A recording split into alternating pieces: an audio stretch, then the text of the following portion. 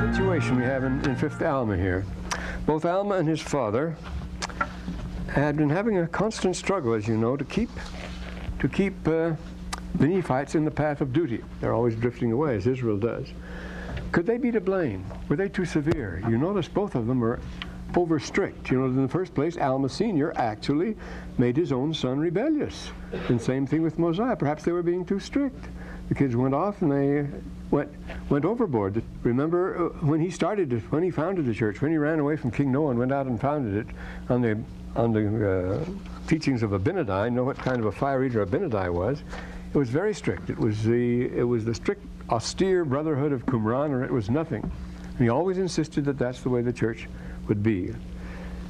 And he no sooner got the church started in cooperation with Mosiah, and what happened? People start drifting away in large numbers, as a matter of fact. Going out, first it was in the outskirts, different settlements with which he wasn't too often in contact, and he didn't even know what was going on. What kind of a leader is this? And people, I say, were becoming disaffected in large numbers, and it got worse and worse, and they started walking out in droves. And then Nehor put himself at the head of this movement. He took advantage of it for a more easygoing, a more relaxed, a more permissive church. That's what he wanted, which became popular and which remained the more popular church. But must the church be that strict? Probably must. Then we see next, Amaleki capitalized on that. He wanted to go to the other extreme, and with a disaffected group formed a party to make him king. Wasn't quite strong enough, but it was a very serious threat. You see that? Alma was able to check it and overcome him in a hand-to-hand combat, you see. But does it went back to normal? No, they didn't go back to normal. That's where we get here. Here in this chapter, he decides on a general reformation. And this is a long chapter. These next two chapters, the next he goes out to the outskirts. The next two chapters after that, see, he goes to the people of Gideon, and then he goes to the people of Melech, Monihah, and tries to do the same thing. He's refounding the order of things to establish it exactly in the pattern as was done in the first. It's the law of Moses he's following, as we read later on, very strictly. It was strictly the law of Moses. So he celebrated the covenant just exactly as Benjamin did in a great renewal, in a great coronation, at the coronation rite, renewing the covenant, renewing the state, the society, and the creation of the world. And this is one of the best known phenomena of ancient history now. It wasn't a few years ago, but I've been yelling about it for years. As is well known, this is a stock theme. It's the rehearsing of the creation, the refounding, the rebirth of the human race. It's the Natalia. It is the refounding of the kingdom. It's universal. Everyone is reborn, receives a new name and so forth on a particular day, which of course is the new year. It's gauged by the sun and so forth. Now it's very conspicuous in the documents. And recently, only within the last 3 or 4 years, the anthropologists have latched onto it. Finally, when they catch up to it, it's become very obvious. You can see that. And this is a very basic theme. And notice the three principal anthropologists writing about this now, they've all got into the act. There's Van Gennep's theory that society, and this talks about their anthropologists. See, they're talking about primitive societies. This is universal. Van Gennep's theory is that society has to regenerate itself by rites of passage. You know what a rite of passage is, the rite de passage, a rite of passage into the other world, and then you have to get passage to come back. That's what they're talking about now. There are two worlds. You go to the one, and then you come back refreshed and renewed to your old world and begin a new cycle of life. This is what they're saying today. Well, it's been obvious for 100 years, but they didn't notice that they've been following Fraser instead. You see, a very different pattern here around the king. Well, Van Gennep's theory is regeneration by rites of passage. He says it sometimes takes the form of rites of death and rebirth. And Victor Turner, he says the rites all apply to the society, don't affect the individual at all. It's just the society first separates itself from its former life. That is what you do. You see, when you drive out the scapegoat and so forth, you purge yourself of what you were before. It separates themselves from their former life, and then there's what he calls the transition, and then there's the reincorporation when you come back to ordinary life and you're good for a new period and so forth. And Edmund Leach, finally, who's the third one, he says each festival shifts from the ordinary community to the sacred order and back again. It's sacralization, separation from the secular, from this world. There's transition, and then there is what he calls marginal time. It's alternate term of time. You go into another time. You go into marginal time, and that's your transition.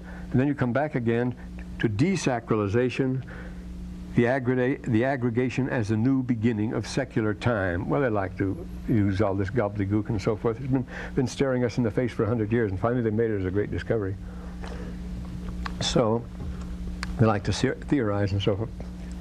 It's funny because they're dealing with supposedly with the most simple, primitive people to which they feel vastly superior, but who are vastly superior to them, as the recent work of don't let me say what's his name again. must not get into that habit. But Levi Strauss, the famous anthropologist, it's 15 years ago now that he wrote his revolutionary work on primitive mind. They weren't primitive at all. He says they know an awful lot more than the anthropologists come to study them, and it's true, they do. The anthropologists didn't know that. He's always taken, I used to share, for 4 years, I shared an office with Morris Opler, who is the president of the American Archaeological Association. Every Thursday, Hoyer would come out from, they were Indian men, Hoyer would come out from UCLA, and we'd listen to records and we'd talk about this sort of thing. Well, anyway, the anthropologists take the Aristotle's point of view that the observer is always superior to the observed, you see. If I'm looking at a bug or a leaf or something like that, naturally I'm superior. And if I study you as an anthropologist, then I am the superior mind, and I'm viewing an inferior object, you see, because I have you in my power. So you are whatever I say you are. It's enormous vanity of these things. That Chicago school, Ruthie Benedict and those people. We won't go into that. That was a 4-year time, fortunately. But what makes the theories different from the golden bough of Fraser, as I say before, was the fundamental idea of two worlds, and that's what they all recognize, that you go to the other world and then you come back to this world. Two worlds. Of course, the Hopis have the four worlds, but it's just the other world and this world. And I have been, a Jewish girl who's very good. She's an anthropologist, Abu Zahra, Nadia Abu Zahra. She finds the idea of, she's made a study of basic rain rituals all the way, but especially in North Africa, where she's familiar in Morocco, all the way from Morocco to Afghanistan. You find rain is the main subject because it's desert country, you see. And their rites are very elaborate and so forth, but absolutely identical with the Hopis. You never notice it, but that's true. They go through the very same sort of thing. But it has to do with this fundamental idea of two worlds, and it's nowhere better expressed than in the Quran. The Arabs have a marvelous idea about this. There is the Alam al-Shahada and the Alam al-Ghazza. Al-Ghaib. The Alam al-Ghaib. I don't know why I should write these on the board. But Shahada. Now this is a very rich word. Shahada. Don't count me to be sober Monday mornings. And the other, of course, is Ghaib. Well, might as well write it out. Alam. It has to be, can't be al-Shahada, it has to be al-Shahada, but that's all right. And the Alam, the world of al-Ghaib. Shahada, they're both very rich roots, and they both mean the same thing. And this is very true. This Alam al-Shahada, the word Shahada means to be present. The Shahadatun is a witness. The Shahadat is a evidence. Shahada is a testimony. Shahada is to behold, to witness personally, but Shahada, the basic meaning is to be present on the scene and see what's going on. Shahada. So the Alam al-Shahada is the world to which you can bear testimony by your own personal experience. You can only bear testimony to so much, no more, no less, but what you've experienced, that's the real. Naturally, you assume that's the only world. But then there is the Alam al-Ghaib. We find all words in Arabic that begin with a have to do with the covering. You say, Allah, he means he passed out, he fainted. Literally, it means there was a covering over him. And the Alam al-Ghaib is the world which is behind the veil. See, Ghaib is, the basic word, Ghaib is to be absent, not to be there. See, this means to be present and know what's going on. This is to be both absent and not know. Because it means confusion, it means vagueness, it means dimness, it means the other world, it means the other side, it means something beyond our ken. They call it the infinite world, the vast world, the world that's unknown to us. The Egyptians put it very nicely. Their word for everything is Nenti Yuti, all that which is and all that which is not, you see. All that which is all that I know about, but if I'm going to include everything, it has to include a lot of things I don't know, because it's just possible there's something I don't know that exists, you see. And of course, the Yuti the part that you don't know about is vastly greater than the other. Now, the world that God knows about and the world that you know about, this is the world that God knows, the world that you know, are two totally different things. You know that, you see. So we're living in the Alma Shahada, and reality would be the Alam al-Ghaib. And the purpose of these festivals, you see, that they all have these festivals, and this is true in Islam too, is to, that's what our temple does, you see. You get a peep behind the veil. You go into the other world. You try to make yourself intimate. You ease yourself into a vaster life and nearer to reality. That's all what physics is trying to do today. It's getting so far out now. You've heard of this new Higgs boson, haven't you? You've heard of Peter Higgs, his boson? Everybody's looking for it. They're spending hundreds of millions of dollars in Europe and here. Stanford is competing with CERN on it, they tell me, and so forth, trying to discover the Higgs boson. It's namely this: after all the particles are considered, everything else, there is one vast enclosing essence or particle or whatever it is, field, it's one field, that accounts for everything. Its force produces all the particles, whatever the other particles are. If you can only get the Higgs boson, because Peter Higgs in Edinburgh suggested it, he didn't discover it, they're looking for it, and they're spending hundreds of $millions to discover that ultimate particle. It's an ultimate field of force, an ultimate world that will be the real one, that will explain all the others. And they say, well, in a few years we'll know everything. They've said that before. See, it's exactly what we have here. When you go to Mecca, or when you go to the temple, one time we had, remember we had to teach the Book of Mormon here to everybody. Oh, no, not the Book of Mormon, the religion, being BYU. And when President Harris first went, President Harris established the 4-point program, you see, for bringing Near Eastern students over here. So we got a flood of Muslim students here at BYU in the 40s and 50s. And they had to take religion, so they take Book of Mormon. And I taught the Book of Mormon class. That was the only one, you see. And we had them there. And in one class, I had 9 students from Mecca. They had been brought here by a tawaf. A tawaf is a person who accompanies you through. He's your paralemptor. When you go through the temples or when you go through the rites, you have somebody standing at your elbow telling you to give the right answers and what to do, so you won't make any mistakes. See? And he was a tawaf from Mecca and knew all that, and he was so excited about the gospel, and he brought all these friends from Mecca, of all things. The thing that surprised me more than anything else was none of them had ever seen a camel. Now, anybody from Egypt or from Palestine has seen camels all over the place, but these people from Mecca had never seen camels. Isn't that amazing? Well, that's another story, of course. But no, we're talking about the same thing here. We're all in the same boat here, and it's a very interesting thing. And so the Quran expresses it well in this here. And so this is what you have in these 4 chapters, 5, 6, and 7 here, have to do with the Yom Kippur, the Day of Atonement. We saw it, Kippur. Well, Professor Popper used to use it. That's the way the Jews explain today. Kippur, cover. It means the covering of your sins, the day of covering. But there's Yom Kippur, which is a rededication.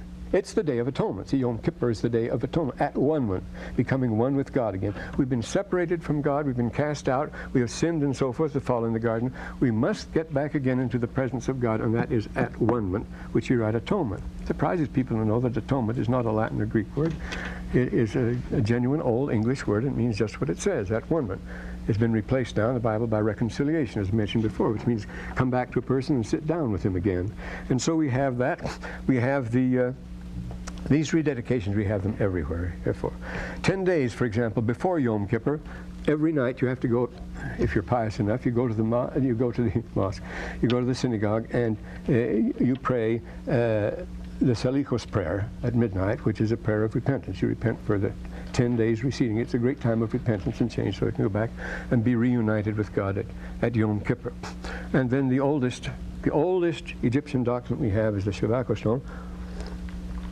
When the 25th dynasty was founded, either by Shabako or by Kashta, but Shabako is responsible for this one, the stone, he renovated the temple of Menes, which was built to celebrate the first founding, the dynasty of the first founding of Egypt, the first dynasty, which represented the founding of the world and creation. It's the creation story, the drama, Adam and Eve in the garden, the outcasting, the processes, the ordinances by which you return to the presence of God, and finally the veil, all through the rest of them. Well, this is in this, the Shabako stone. We often refer to it in classes because it's come in for a lot of recent study.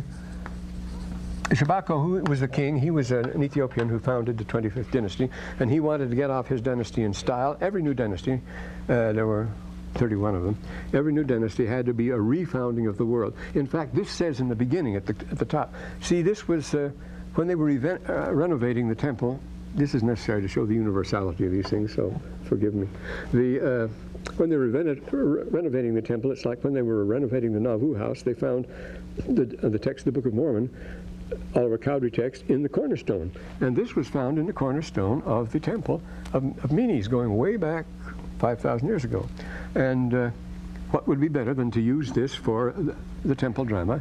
The creation story, this is what they wanted. And so he says at the top, he caused it to be copied and so forth. But everything now is going to be done exactly as it was then. Only he says it's and mount and tamauet anew and tamauet. Only is to become never emchet, but better than it was before. We're going to do everything anew and mouet, but everything never emchet, better than it was before. So they go through and rehearse all this stuff. And in Rome, you had the Restitutio Orbis, the restitution of the universe, of the world. The Orbis is the Urbs, the city. But the Orbis, it represents the world, just as the temple does at Jerusalem. And in 274, when things were badly run down, the Emperor Rededication wanted to turn everything around, his great conquest in the Near East and so forth. So he celebrated the Restitutio Orbis, everything being made new and fresh and so forth. Though that's supposed to happen every New Year anyway, the festival of Janus and so forth. And the Greeks called it the en autos. Here we are again. We have come full circle. And of course, our ancestors call it the Yule, this celebration. This is what they're having. The Yom Kippur is the Yule, which is just the word wheel. Both the Old English as well as that's the Yule. It's a wheel. It goes round and round. Of course, in Arabic, the word is hawala. Hawala, haveol. Both Norbert Wiener, Leo Wiener, Norbert Wiener's father, has written extensively on this, and the Grimms also. So when in Arabic says hawala, means the wheel turned, a complete turning. We're back where we started, and we say the wheel is the Yule. And of course, they roll wheels down the hill and do all sorts of things with wheels at the Yule. The Yule is where you complete the circle and you come back again. That's what it means. So we get this completion of the circle and so forth. And that's what we're going to have here. We're going to have a refounding. Every Day of Atonement is supposed to be this. So notice how it starts out.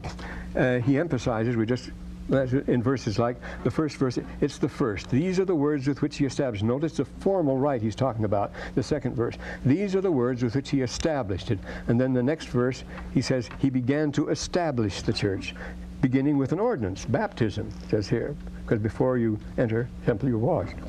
And behold, I say unto you, they were delivered out of the hands of King Rome, and he gives them a history of their bondage and so forth. Brought to this land, again, 5, to establish the church. He's introducing everything anew here, and he's reestablishing. There must be a stirring below. Do you remember the captivity of your fathers? And so this is so very interesting because the first Dead Sea Scrolls discovered was the Syriac Scroll, the Manual of Discipline, their Doctrine and Covenants, which told exactly why they were out there and what they were doing. It begins right like this. On the first day, all the candidates for the ordinance and so forth will meet together in a meeting, and the first thing, and they're told how their fathers were led out of Egypt and their sufferings and all they went through and how they've been delivered. Exactly this speech that he gives here as the Syriac Scroll. So I'll write in margin IQS here, the Syriac Scroll. And have you sufficiently retained in remembrance that you delivered your souls? He changed their hearts. He was going into a new life here. It's going to be a rebirth. He's going to say that here. They were in the midst of darkness. They've been illuminated by light. I said before that goes back to the mysteries, but the mysteries are very secondary here. This is always the festival of light. Remember, it's always held at sunrise and so forth. It's the rising of the sun in the new year. Of course, you date it by that. See, when the sun comes up, you're in a new age, a new cycle has begun, and the sun has come again. They changed their hearts. They're out of the midst of darkness, illuminated by the light. They were encircled around by the bands of death and the chains of hell. Now, those encircling, instead they're going to be encircled, as we said, by the kaporet, by the arms of God when he welcomes them into the tent after he's parted the veil. And the priest says they have passed the test, they have purified themselves, they have repented and so forth. Then he says, let Israel enter my presence, and they come into the tent, into the kaporet. Well, the kaporet is the veil that departs the tent. Notice the bands of death are broken, the chains of hell, which notice he keeps talking about this encircling. Encircled by the bands of death, encircled by the chains of hell. Their souls did expand, and they did sing redeeming love. Now here we have the song of redeeming love. This is a very interesting thing. And remember, these rites were last performed in Lehi's generation. After that, Jerusalem was destroyed, well, it was rebuilt again, but they never restored these rites again. This is where you would go to the Book of Mormon, is where you have to go for the old rites the way they were performed. And this is the way we find them in the Law of Moses, too. So he says here, their souls did sing, and he's going to mention the song of redeeming love a little later here. It's an interesting thing. I ask of you, on what conditions are you saved? Are you ready? Are you ready to enter? Remember, this parallels Benjamin's speech, which is given at the New Year. The people have all come to the temple. They're camping as they should, with their tents facing the temple. And we don't get this from the Bible. We get this from Nathan the Babylonian, who was present at a coronation of the prince of the captivity many years after the destruction of Jerusalem. But he describes exactly how it used to be carried out, and of course that's what we find in Mosiah. Now here's another repetition. He's refounding. He's desperate. He's going to establish everything all over again, and the Jews are used to this business of getting a new start. And so I ask of you, on what conditions are you saved? What is the cause of their being loosed from the bands of death and the chains of hell? There he goes again, you see. We're in the darkness. It's this. First, you have to believe in the words, and he asks them, did he not speak the words of God? My father Alma believed them. Alma began, the whole movement began when Alma started to believe the words of Abinadi.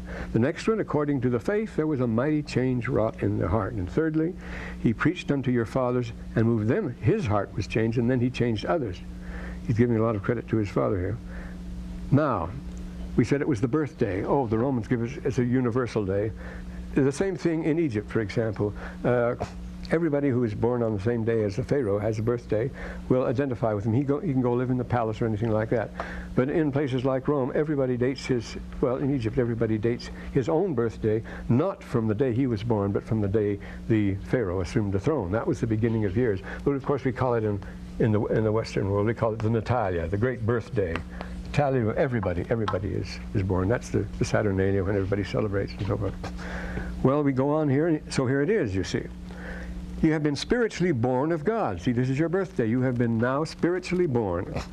Have you received his image in your countenance? Now you notice this chapter and the next, but especially this one, is extremely rich in the most powerful imagery. The atonement rites are full of vivid imagery. He mixes them very freely, and the people understand what he means, and this is very characteristic. And so he starts out with this image here, and see what happens now. You look forward with the eye of faith. See, there is a metaphor, there is an image. To stand before God to be judged, another image. But it's more than an image, it's a reality in the future, because now he starts talking about imagination. Notice in the 16th verse, I say unto you, can you imagine you hear the voice of God? 17th verse, he says, do you imagine yourself that you can lie unto God? The 18th verse, he begins, otherwise, can you imagine yourselves brought before the tribunal? Notice each verse begins with the word imagine. Can you imagine this? No, progressively, you imagine. Well, is it legitimate to imagine? Are you cheating if you imagine too much? Is all that we have of the gospel, is this just imagination? Are we just making it up? You see, we think it's very real to us. And these are the stations, You can imagine you hear the voice of the Lord. Now, before you can carry out any operation, you notice this. You must visualize it. You must imagine it, but no matter what it's going to be. So there's nothing wrong with imagining things. You have to. What about history? Where does history exist? 100% in imagination. Did I read you out of Stephen Hawking's book on that? I should have brought that along. I'll bring it next time. It's very good on that. He says, there's nothing inside. It's nothing. It's just pure imagination. Nothing else, he says. You'll never be able to prove any of this. It's just a structure of your own mind. He feels it very strongly. In his condition, one would, I suppose. Imagine that you hear the voice of the Lord that day saying, come unto me and be blessed, for behold, your works have been the works of righteousness. That would be wonderful. Or imagine yourselves that you can lie unto the Lord on that day and say, Lord, our works have been righteous, and that he'll save you, he'll believe you. No, you can't do that. The first alternative is to be righteous. The second is to try to bluff it and say you were righteous. The third, can you imagine yourself brought before the tribunal of God, your souls filled with guilt and remorse, having a remembrance of all your guilt and a perfect remembrance of all your wickedness. Very vivid. You can imagine that. You can imagine it right now, he says. You do have a remembrance of your guilt, or as that goes. And it'll come back more quickly, of course, in the presence of God. I say unto you, you can look up to God on that day, another again, 19th verse, having the image of God. Notice he starts out, have you received the image in your countenance? Now he says, can you look up, having the image of God engraven upon your countenance? The same thing he began with. In other words, this is a real at-one-ment when you're united with God. And like the Father and the Son, exactly alike. A perfect correspondence there. It's not an unio mystica or anything like that. Become exactly alike. Of course, the problem arises if everybody looks exactly alike. See, we have a model of perfection, actually. Well, we don't really. Is it blonde? Is it brunette? When you have a beauty contest, what are the rules you have to follow? What is it that what the girl that wins, she has something that the others don't have? It's not measurements. I mean, you can measure with a caliper till the cows come home, and you're not going to establish beauty that way, are you? But what is it that if you all look alike, then, if there is a standard, I mean, I'd like to be much taller than I am, for example. That'd be nice, but I don't need to be. It doesn't break my heart or anything like that. Around here, everybody's tall, so there's nothing to be proud of anymore. When I walk down the street in Athens, I feel great because I'm as tall as anybody, but then I cross the border into Yugoslavia and I'm a runt. I feel terrible, so I better get back to Athens. But that's the way it is. Well, what is it then? We all wear the same basic white? What could be simpler than, it wasn't the clothing here in Moroni. I was dressed in nothing but a white slipper. That's it. That's the whole thing. Jonah says very clearly, you could see that was all. Didn't need any more. He didn't need the protective garment. He's not in this wicked world. He's not in this dangerous place. And but what's the difference? Well, you notice as people excel in certain things, they get to be more alike and more different. You take the greatest scientists or the greatest composers, the greatest painters. Composers are usually the best to deal with, you see. You get Bach, that's about as far as you could go, you see. There's perfection. But then Brahms comes along, Beethoven rather comes along, the man who liberates music supposedly. And he's great too, very much like, he shares Bach's grandeur and greatness, but a totally different idiom. Bach would never have written like that, and he never would have written like that. Then along came Brahms. He's not a bit like the other two, but he has that same stature, that same greatness goes with it, that element of sublimity. We have a very interesting book on Brahms and that, how very religious, how deeply prayed before he ever composed anything like that. But here you have, and Bach the same thing, they were all deeply religious, those men, you see, it was moving. The point is, as they become more alike in stature, they become more different in nature.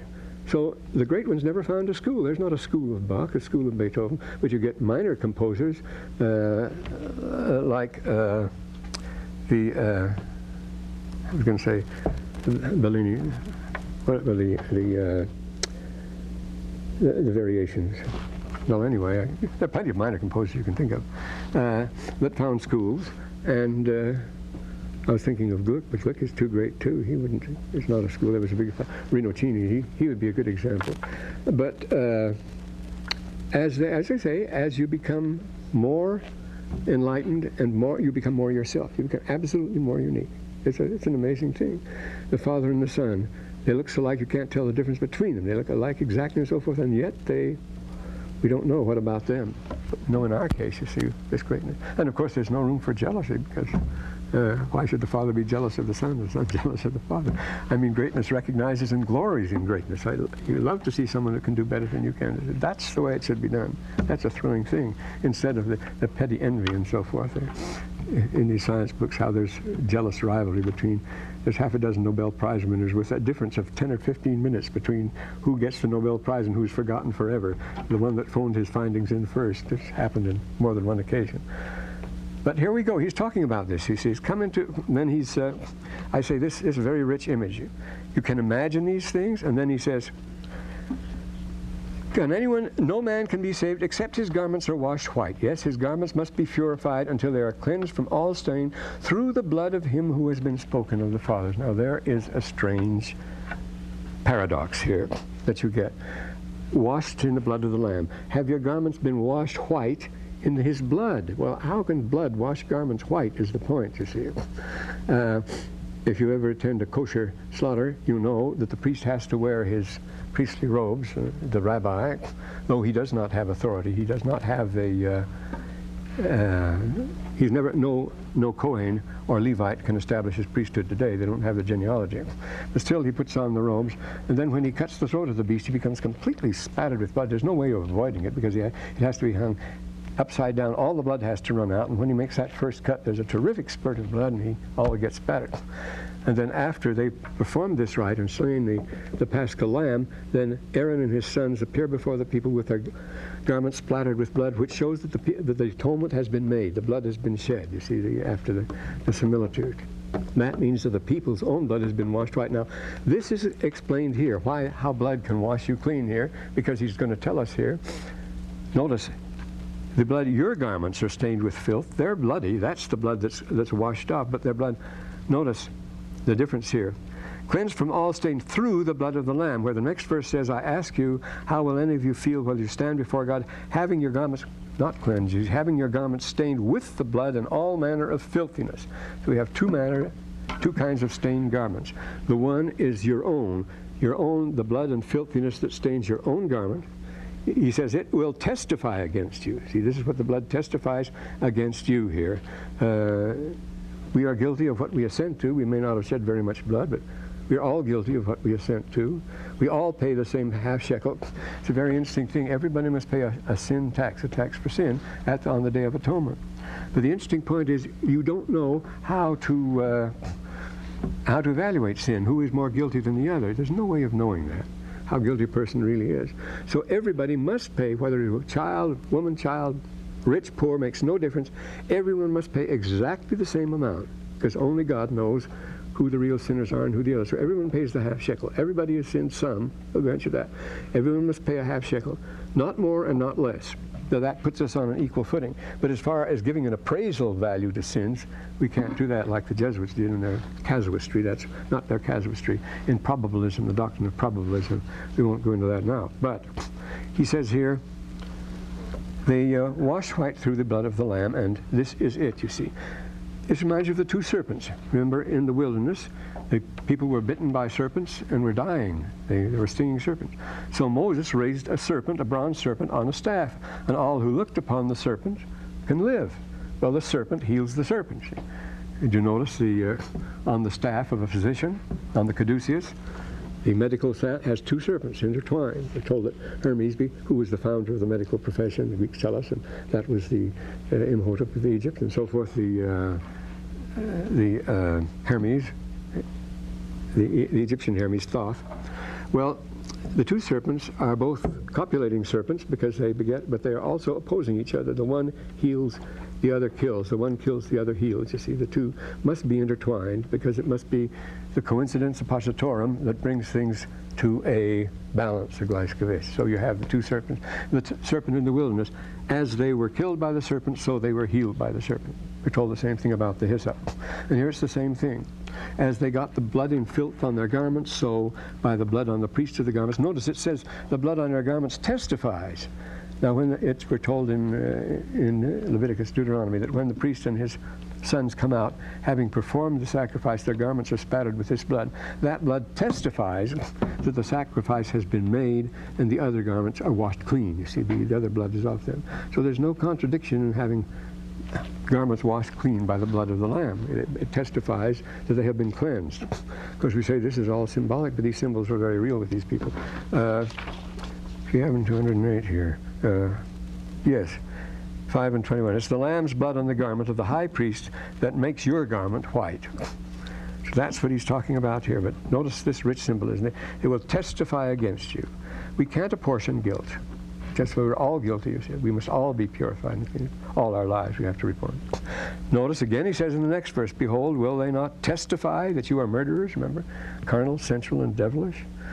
Also that you're guilty of all manner of wickedness? Well, we are. Behold, my brethren, now we come to the yeshuva and the yeshiva. And here is the yeshiva, you see. Suppose such a, you see, you have to have your garments cleansed before you can come into the tent and sit down. That's what the priest testifies. We've done it the rites. So he says, now you can come in, but you have to be cleansed. And notice that's what he talks about here.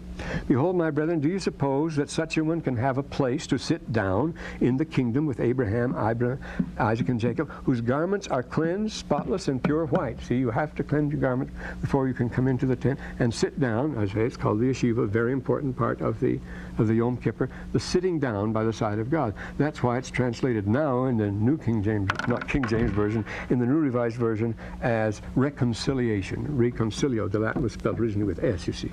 Re means again, con means with, cilio, cedera means to sit down again with. Reconcilio means sitting down like a council and so forth.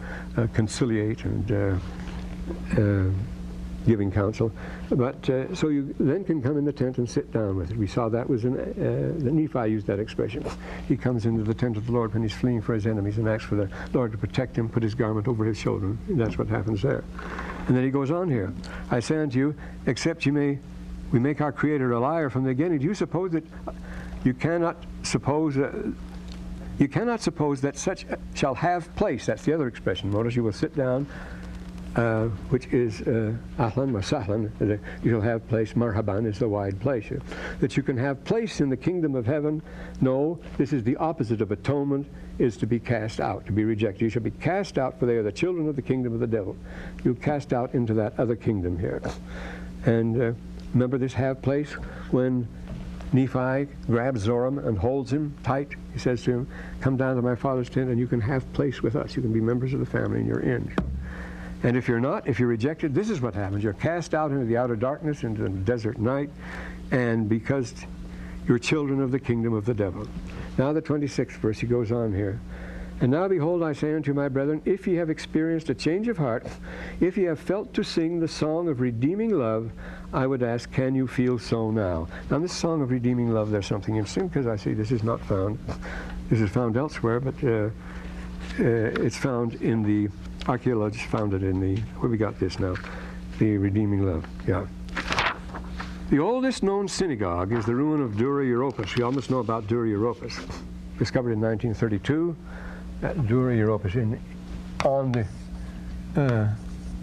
Dura Europos is the ruin of Dura. It's been preserved perfectly by the sand since 256 AD when it was destroyed and covered up. And the focal point of the assembly hall was a niche. Oh, I should have brought a book along that had an illustration of that. Was a niche which was originally behind the veil, you see. But of course, when they didn't have the veil of that, it was the Torah scroll which is behind the veil. That is the synagogue equivalent of the Holy of Holies. Immediately above the niche was painted a great tree, we're quoting here the Jewish archaeologists, a great tree rising nearly to the ceiling, a vine tree without grapes. There is a table and a cup. Of course, this is the vine in the Book of Mormon. According to the Jewish scholars, the tree led to the great throne above, under the high ceiling. On the panel immediately above the niche, on one side of the tree, is depicted the great sacrifice, the sacrifice of Isaac the Akedah, because Isaac permitted himself to be sacrificed. See, Akedah means the binding. He allowed himself to be bound. Therefore, that was an atoning sacrifice. The Akedah for the Day of Atonement. On the other side, we see Jacob blessing his 12 sons. Some lions have been painted over to accommodate the picture, but there are animals in it. Another panel shows Joseph blessing Ephraim and Manasseh in the presence of Jacob. So we're getting all these Book of Mormon motives and things. Along with the Old Testament figures, we see felines and masks of Dionysus and fertility symbols of Demeter. Well, what are Dionysus and Demeter doing there? They have to be there. In the midst of the tree are mingled various birds and animals. Above them there sits Orpheus, very conspicuously playing his harp. His music brings all things into love and harmony, as you know, speaking of Gluck's Orpheus, a gorgeous work. Oh boy, it thrills you. In the midst of the tree mingled with various birds and animals. There above them sits Orpheus playing his harp. His music brings all things into love and harmony. That's the business of Orpheus. The Jewish scholars suggest he may represent David here, who saved Israel through his music. Music is certainly the theme. Every figure in the elaborate display is facing the viewer full face. They seem to have their mouths open, for they are all singing together. The Orphic motifs are found in other synagogues as well. But how does this pagan theme of Orpheus relate to the Day of Atonement? The connection is found in the Hebrew word for the kaparet, the mercy seat, the Day of Atonement. In Greek, both the Old Testament, Septuagint, and the New, the kaparet is called the hilasterion, the place of the hilaria. It's called, both in Greek and Latin, it's called the hilasterion. That is the tent that the priest goes up to and where the veil is parted and so forth. But it's called in the New Testament and all the Greek translations, but of all things by this word, hilasterion. That's the place where the hilaria is held. And our word hilarious comes from that, actually. And the hilaria. The hilasterion is a word used by Paul for atonement, actually. In the only reference, in his reference addressed to the Romans, they're the ones that understand it. 3:27, since the Romans would understand it. The Roman writer Macrobius in the Saturnalia, see, the Saturnalia is the time. That's the great celebration. Saturnalia is the equivalent of the Day of Atonement. That's the equivalent of the Yom Kippur for the Romans, and it's very old. It goes back to archaic times. And there he tells us at the spring equinox to celebrate the revival of life with a new vegetation year, all life is renewed. The Dea Mater, the great mother goddess, and Attis preside. He says the very figures we find at Dura Europus, and we find Dura Europus and Demeter at you find Demeter and Dionysus, her son, or Attis Dionysus, at Dura Europus in the other synagogues. Why do they put these pagan figures mixed? Because it's the Helasterian here. He says the very figures we find at Dura Europus and Dionysus and Demeter. The latter are drawn by her lions. Another Roman tells us that on that occasion Orpheus was regarded as the king of the primum regnum, the primal god creator, first king, ruler, begetter of the human family, and so forth. The Hilaria was the occasion on which all the world joined in the great creation hymn, as they burst into a spontaneous song of praise recalling the first creation. See, that's where our word, that's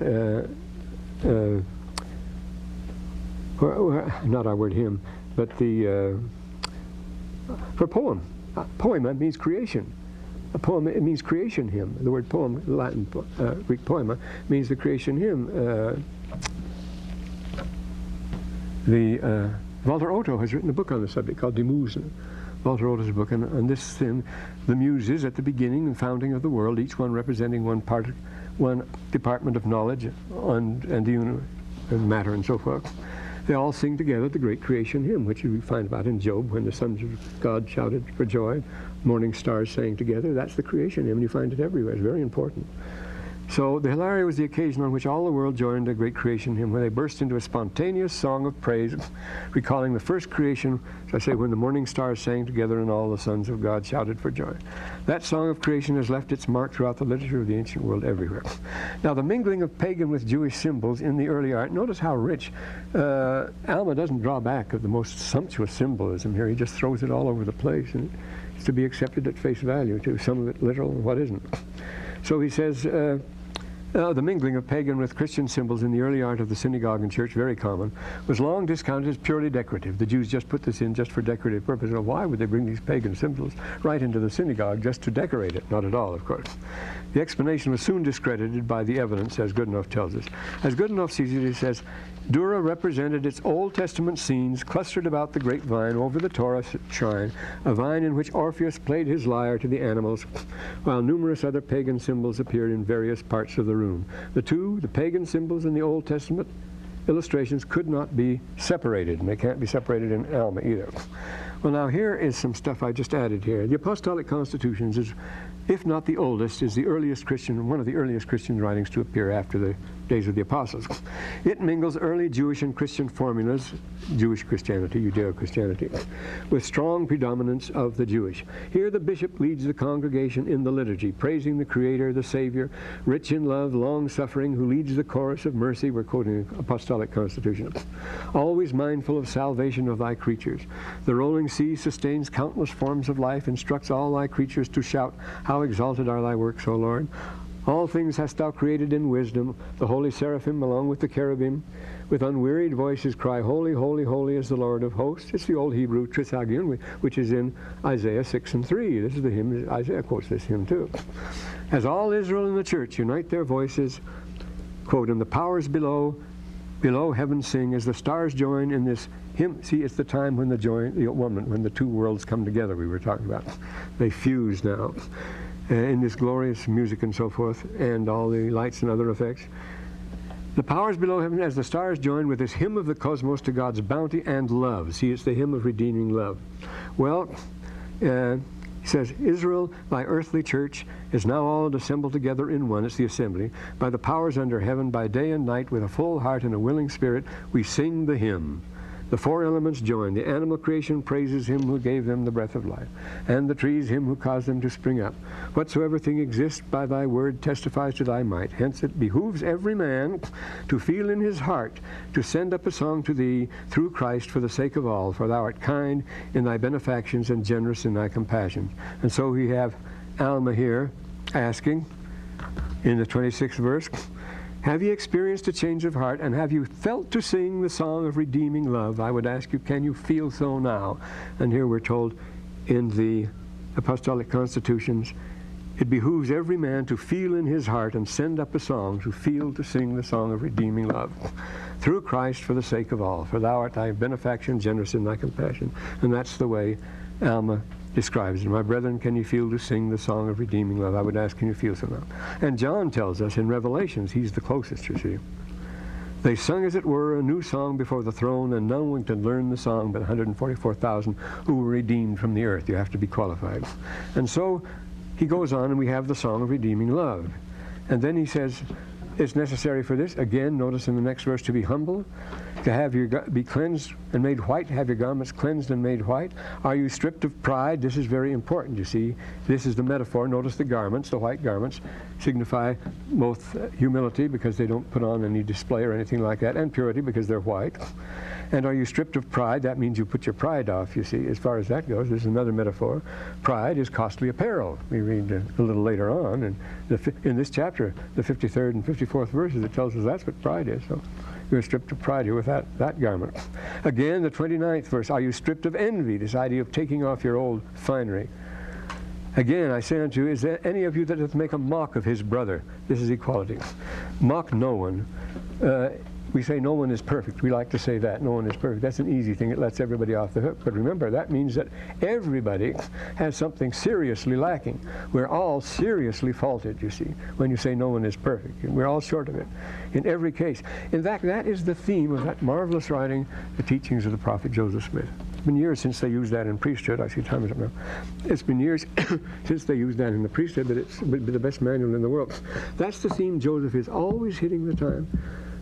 How far we are from perfection, and he's as far as anybody else. He says we've got to get that through our thick heads. You see, that we're all seriously defective. That's why we have the gospel. That's why it has to be so strict and so forth. That's what Alma's talking about. If a person is pompous and pretentious, tries to be a ballet dancer or something like that when he can, he deserves mockery. He mocks himself. You don't have to mock him. He'll take care of that. He'll make a fool of himself. You don't have to go into that. And so nobody can make a mock of his brother. Don't do that, whatever you do.